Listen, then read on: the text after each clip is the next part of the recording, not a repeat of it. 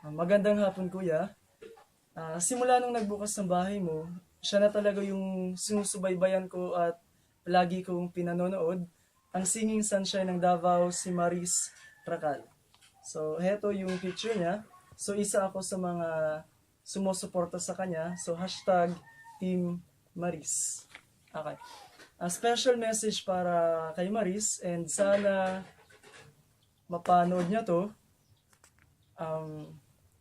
Maris, ipagpatuloy mo lang yung pagpapakatotoo mo sa loob ng bahay ni Kuya. Alam kong isa ka sa mga nagpapakatotoo and alam kong deserving ka na mapabilang sa Big Four and hopefully maging big winner ngayong season na to.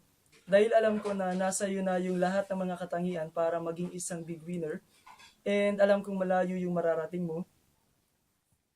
Ah, lahat ng bagay na ginagawa mo, lalo na yung passion mo sa pagkanta, so wag na wag mong susukuan yan dahil balang araw alam kong magiging sikat na mga awit ka. And, yun, yung suporta ko nasa iyo and alam kong napakaraming tao handang sumuporta sa iyo hanggang sa ulit, hanggang tanghalin kang big winner. So sana mangyari yan, lalong-lalo na malapit ng matapos yung Pinoy Big Brother All In and sana ikaw yung mag-uwi ng gantimpala. So narito lang kami sa likod mong hatang sumuporta. Go Team Maris! Fight!